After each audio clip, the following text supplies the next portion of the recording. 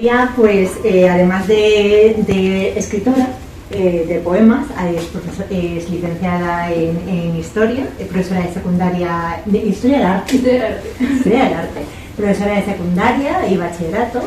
Además seguro que muchos conocéis, que tienen un booktube que se llama Las lectoras de Wildfell Hall, que están aquí,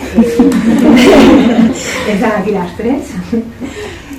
Bueno, además de ser profesora, escribir, además tiene una capacidad mágica descubierta últimamente, invocas a la poesía.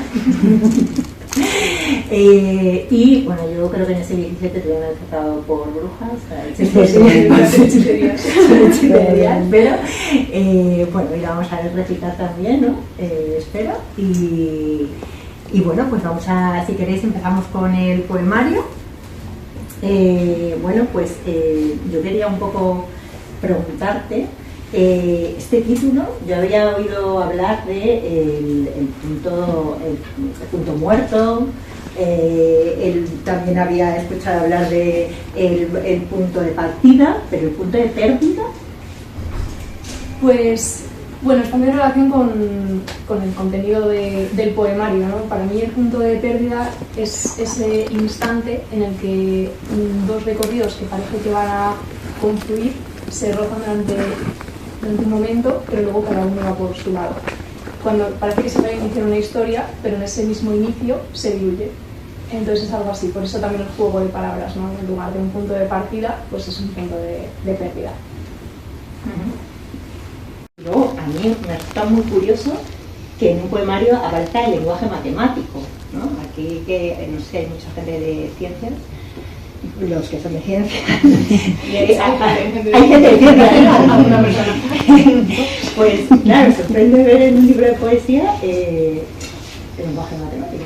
Bueno, primero empiezo por el tema del no. Aquí, además, en el glosario es donde defino este concepto que he inventado, que es el del no algo. Ahora, en el lenguaje actual, yo creo que sobre todo entre millennials, sobre todo generación Z, se habla mucho de los casi algos. Los casi algos, se habla de ellos, pero no se terminan de definir, ¿no? Como historias que no llegan a darse, o historias que empiezan pero no llegan a terminar, o bueno, está mucho en el vocabulario popular. Entonces yo quería aquí definir, diferenciar entre el casi algo y lo que he llamado el no algo. Entonces para mí el casi algo es pues esas dos personas que parece que está ocurriendo algo entre ellas, parece que hay una atracción mutua, pero es una atracción que nunca se llega a resolver, nunca se sabe si ahí había algo o no, porque nunca pasa nada. Y esto puede ser algo que dure unos días, unas semanas, pero a veces se puede quedar encallado durante meses o durante años. Y el no algo para mí es pues una situación similar, pero en la que sí ocurre ese punto, ¿no? ese momento, ese punto de pérdida en el que parece que se va a iniciar. De hecho ocurre algo, ¿no? Puede ser un roce, puede ser una palabra, puede ser un beso, y en ese algo se entiende que se está iniciando una historia, pero esa historia nunca se inicia, y por eso el no, porque como estamos hablando de una no historia, pues de ahí el poner el no delante. Y en cuanto al lenguaje matemático, realmente no sé por qué se me ocurrió, fue cuando de repente me vino a la cabeza el hacer el glosario, y entonces se me ocurrió hablar de asíntotas.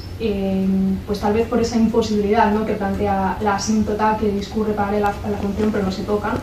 No tengo ni idea de matemáticas, entonces yo le he pedido perdón a todos los matemáticos que conozco que tienen este libro, porque aquí todo esto es un juego poético. Me gusta mucho cómo suena la palabra asíntota y creo que por eso la quise incorporar, pero también es verdad que las matemáticas nos hablan del infinito y la poesía también nos habla del infinito, y al final yo creo que son dos lenguajes diferentes para en ocasiones tratar temas similares. Y ahí, bueno, pues el usarlo y el desmontarlo, inventármelo como me da la gana. O sea, es como, no sé, a ver si lo he cogido bien, o sea, es como vivir en un imposible, ¿no? Es el no porque estás viviendo en algo que no ha sucedido, ¿no? Porque para mí ese instante es un imposible. Es algo que ocurre y a la vez no ocurre. Y entonces de ahí ese juego, ¿no? Algo así. Y el no manifiesto justificación innecesaria a mí me ha recordado a los manifiestos vanguardistas que de principios del siglo XX y empezaban intentando explicar un movimiento rupturista con toda la realidad y del contexto que le rodeaba. Entonces esto era como, vamos a hacer un manifiesto de lo que no es, ¿no?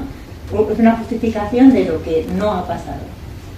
Sí, algo así. Para mí es justificar lo que no necesita ser justificado, ¿no? Pues porque utilizo este lenguaje, porque estoy hablando de términos matemáticos, de la que lo estoy haciendo sin tener en cuenta las matemáticas, y es donde se introduce también, bueno, que ya se ha hablado de ello, el concepto del no algo, y porque, pues un poco lo que me comentaba, ¿no? Como actualmente se habla mucho del casi algo, yo aquí introduzco es el no algo, y bueno, y luego pues sí que menciono ahí ciertos términos, ¿no? Que ahora también aparecen mucho en el vocabulario actual, ¿no? Pues que son anglicismos, ¿no? Pues como ghosting, ¿no? Digo, esto no voy a hablar o no lo voy a introducir, pero realmente podrían estar presentes. Porque realmente en el poemario estás hablando de estos términos nombrándolos de otra manera, ¿no?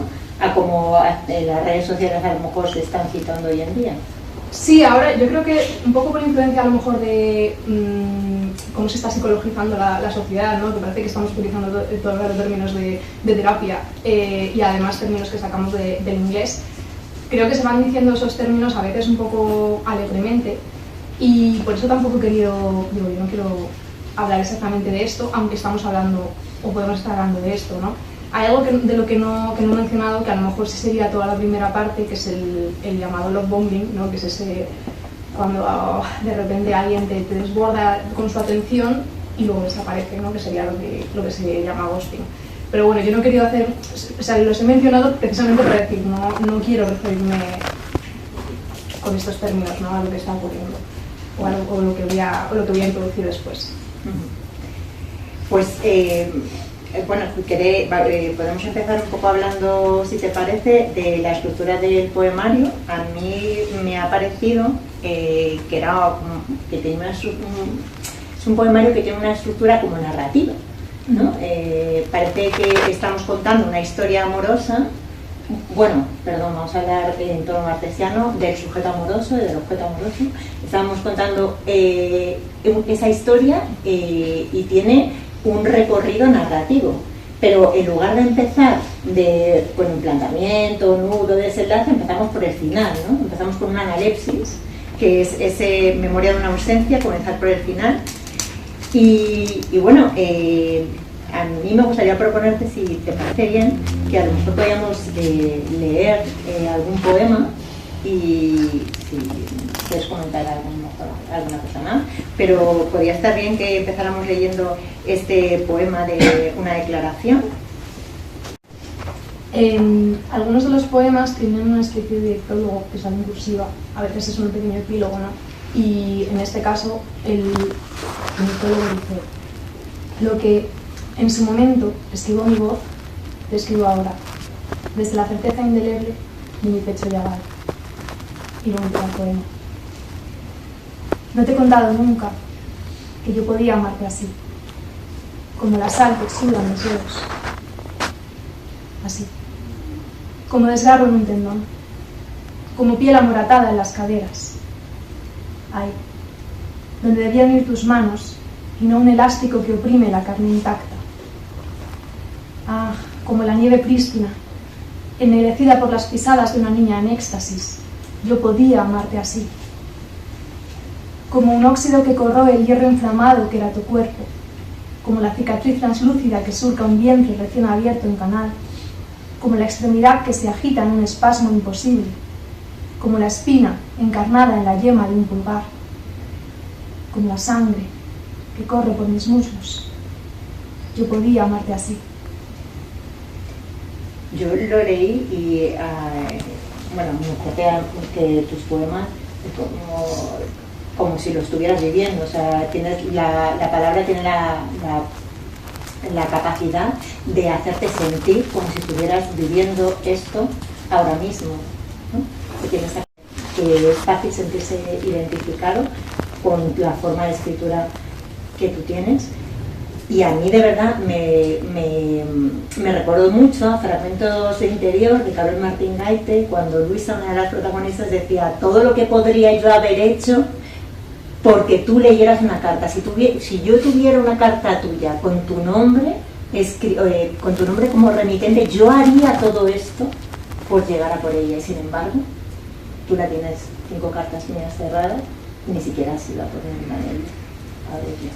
Es que tiene relación, bueno, sin haberme inspirado yo en eso, precisamente en esa novela, sí que tiene relación con ese episodio, o con episodios similares. Se habla al final del poemario sobre los condicionales, ¿no? Entonces, creo que cuando hablamos de estos episodios amorosos o no amorosos que se pueden quedar enquistados, a veces hay gente que se queda anclado en el pasado, ¿no? En eso que sucedió. Pero a mí me parece más peligroso quedarse anclado en el condicional, en el que hubiera pasado sí. Porque yo creo que es tremendamente peligroso y es algo, pues porque hace mucho daño.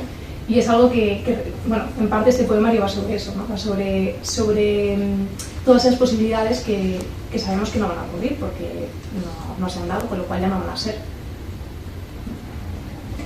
Luego en la segunda parte, que empieza un encuentro-anhelo, a mí me sorprendía un poco esa disyuntiva, ¿no? De encuentro-anhelo, porque el encuentro parece que es en presente, el anhelo parece que es un deseo, ¿no? Que es algo que no sé si se está viendo desde la perspectiva de la analepsis. En este momento el sujeto amoroso sigue hablando desde ahí o empieza a hablar desde el presente del encuentro. Pues sí y no, porque en parte lo estamos viviendo en el presente, en esa fuerza, en ese relámpago que es ese primer encuentro, pero a la vez tenemos esa voz a veces en cursiva que parece ser la voz poética desde un futuro, bueno, sí, que está ahí en esa analepsis, ¿no? Que está reflexionando sobre lo que ocurrió o cómo se sintió en ese momento y que incluso al final nos hace una advertencia. Precisamente te iba a pedir, si te parece, pues bueno, primero leer un anhelo y después vale, y después comentar la advertencia. Vale, perfecto. Sí. Pues un anhelo: besar tu cuerpo esbozado en palabras, besar cada palabra inyectada en tu cuerpo. Y empieza. Hay palabras ancladas en tu cuerpo, palabras que trazan estelas, que surcan caminos, que anuncian constelaciones. Yo quiero que cada una de esas veredas que te cubren sean mis labios, que de mi boca queden grabadas en tu piel palabras nuevas, palabras que buscan tierra ignota, palabras que estaban en mí sin saberlo, también aquellas que aún no pueden pronunciarse, pues habitan el limbo de lo inesperado. A todas reuniré sobre mi lengua, para sembrar tu carne de versos hechos de aliento. A mí esta parte, cuando hablabas de las palabras que trazan estelas, que surcan caminos, que anuncian constelaciones, me pareció curioso, ¿no? Que Ángel González también había recurrido a las constelaciones para hablar del amor, ¿no? Era algo así como oigo constelaciones, existes, creo en ti, me basta, ¿no? Estar en la constelación era como casi una creencia, ¿no? Una creencia que está fuera de lo que es real. Sí, además es que es una inspiración. Eso sí, es una inspiración. Ángel González no es una grandísima inspiración. Y la constelación ahí también, yo creo que es ese ideal que se está evocando, ¿no? Porque yo creo que en toda esta parte estamos viviendo en la ilusión. En el relámpago. Estamos viviendo en el relámpago, no estamos viviendo la realidad. Y ahí se ve, ¿no? Cuando estamos evocando conceptos, pues como puede ser una constelación, que no estamos en la Tierra, no estamos en la realidad. A mí esto me encanta. Y hay otro momento, ¿no?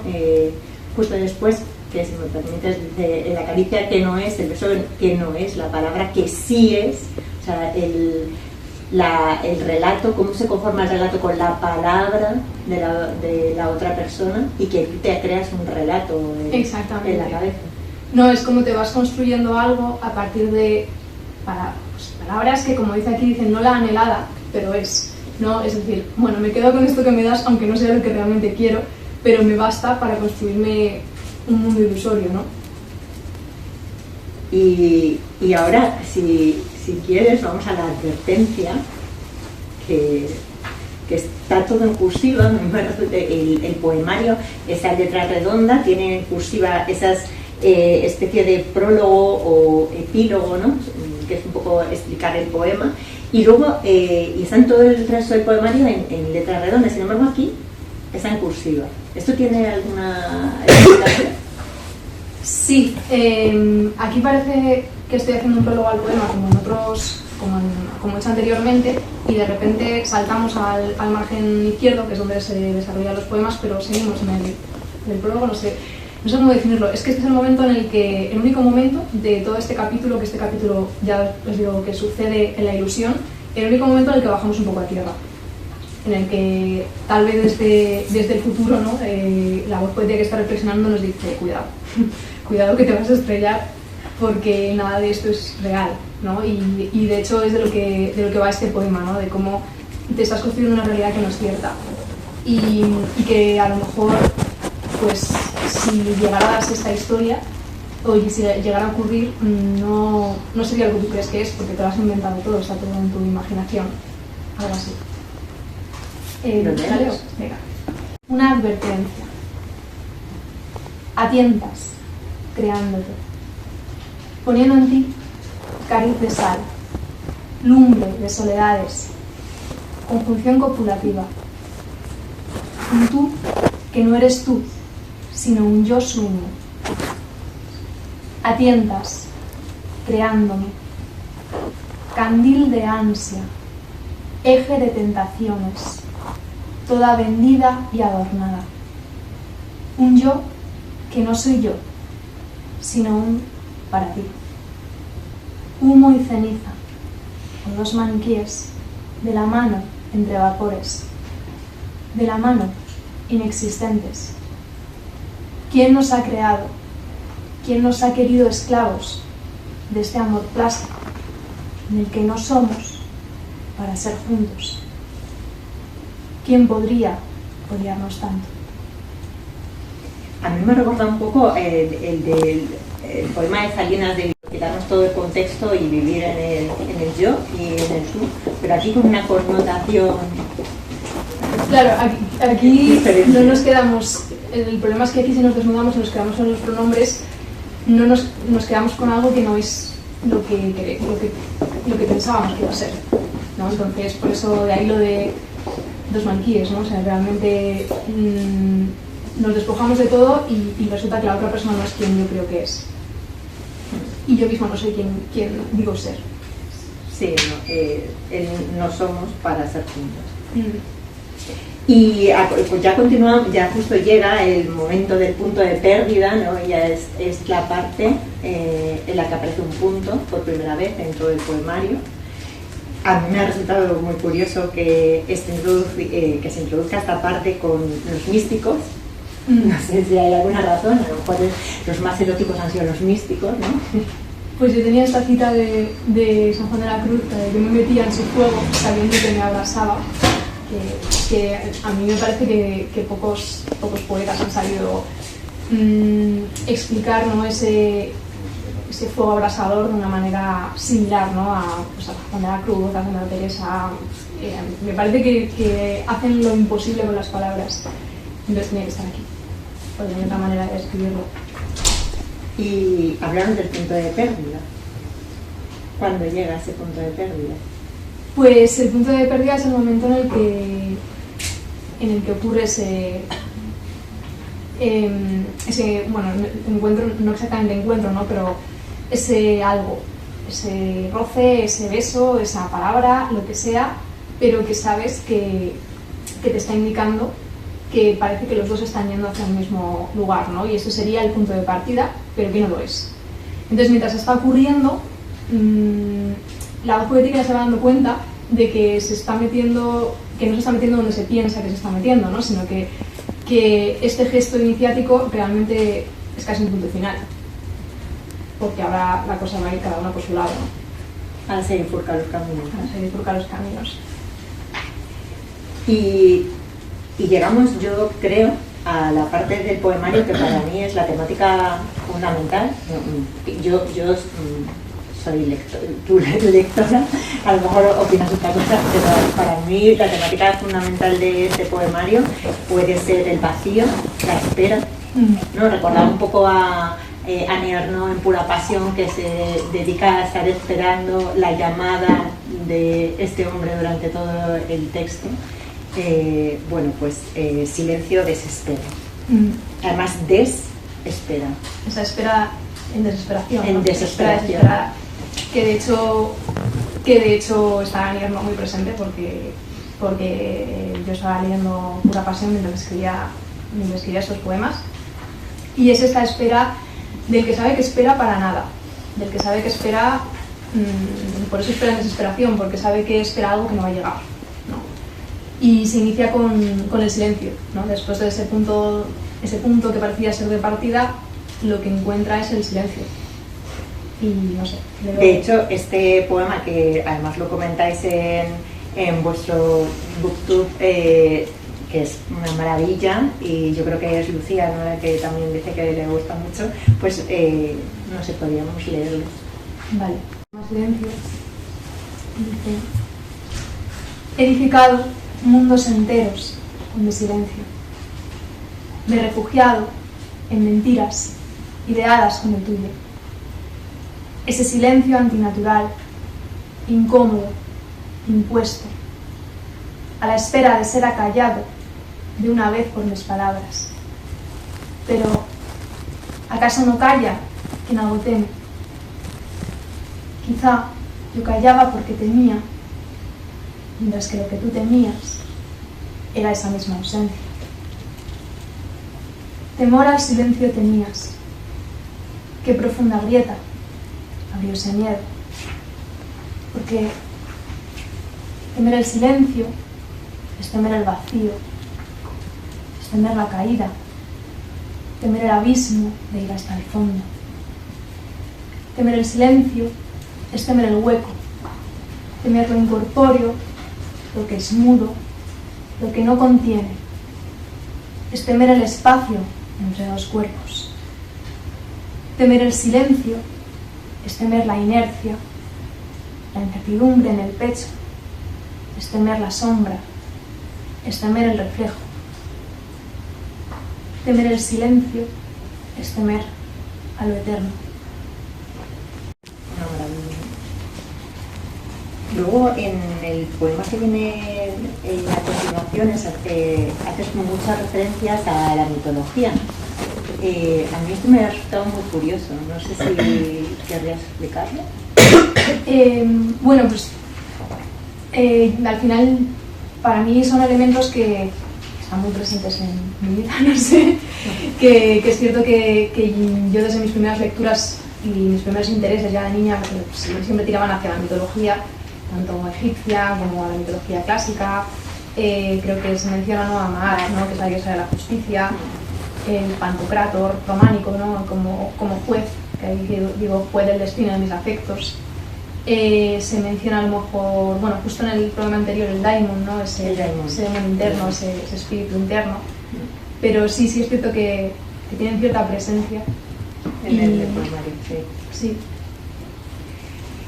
Y bueno, es la edición que me parece que va explicando muy bien, también de forma gráfica, ¿no?, lo que significa la espera a través de las páginas en blanco o los espacios que hay entre las palabras. Y justo esta página, que es muy Annie Ernaux, espera, de la espera, me parece que es un acierto, ¿no? Me imagino de la editorial o tuyo, de los... La verdad es que a mí la editorial me toca muy poco lo que yo tenía previsto, porque yo lo había dejado así, digo, no sé si me digan algo, pero no, porque a partir de ahora, ahora que estamos en la espera, el vacío, el hueco tiene mucha importancia y por eso de ahí el espacio en blanco, ¿no? Porque la espera no hay nada, no hay palabras, no, de hecho solo existe el silencio, ¿no? Y además, lo digo aquí, ¿no? Bueno, se dice aquí, está la crueldad y luego está tu silencio y después un gran espacio y luego más cruel que la espera, tu silencio, ¿no? Es esa espera que no acaba. Y al final, bueno, esta parte termina con este poema. La poeta pide a su amor que la rechace de una vez por todas. Yo como digo, a lo mejor me preguntas como en vuestro YouTube cuál es el poema que más me ha gustado, yo lo tenía marcado, pues me lo preguntabas, ¿vale? Voy a seguir porque no me has preguntado, pero si me lo preguntas te lo voy a decir. Y cuando llegamos ya a la quinta parte, que es el vacío, bueno, a mí aquí es como si estuvieras dialogando directamente con los poetas que hablan Becker o Cernuda sobre dónde habita el olvido. En el vacío total. ¿Cuál es el vacío? Bueno, además es que empiezas con Luis Cernuda, ¿no? Citas a Luis Cernuda.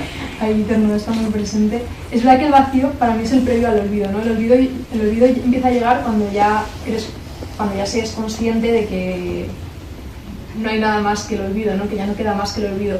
El vacío es el momento previo. Es el momento totalmente... Hemos pasado del momento en blanco, que es la espera, ¿no? Al momento oscuro, la noche oscura, ¿no? Que es ese vacío, ya no hay esperanza, asumir que ya no hay esperanza. Y cuando ya se asume, ahí es cuando puede llegar el olvido, pero no antes. Ahí cuando puedes empezar otra vez con el punto de partida. Bueno, al final termina el poemario con un no epílogo, porque seguimos en el terreno del no, de lo inexistente, ¿no? Y bueno, yo creo que hay como muchísima literatura sobre qué siente el sujeto amoroso cuando lo rechazan, ¿no? Lo que hay es poca literatura sobre rechazar. Sí, es cierto. Y también es una cosa que hemos hablado, ¿no? Que este poemario, igual que casi cada vez, no sé, cuando leemos poemarios intimistas, ¿no? Yo qué sé, no me remonto ya a los petrarquistas, me remonto a Petrarca, ¿no? Que es como el primer ejemplo, ¿no? De lo que tenemos como ejemplo de literatura intimista, siempre estamos desde el punto de vista del rechazado, ¿no? Y aquí es verdad que la voz poética se pregunta cómo lo está viviendo la otra persona. Y yo todo esto que a mí me está doliendo tanto, me pregunto si a ti te estará doliendo de igual manera, cosa que dudo, o si más bien para ti esto es una anécdota y ya está, ¿no? Es algo pues, de lo que a lo mejor ya ni te acuerdas, ¿no? Entonces, bueno, pero es curioso, a mí sí que se ha investigado, yo creo que se ha escrito poco sobre rechazar. Sí, se escribe siempre desde la herida del que es rechazado, ¿no? Habrá que escribir sobre el rechazo. Que también duele. Que también duele.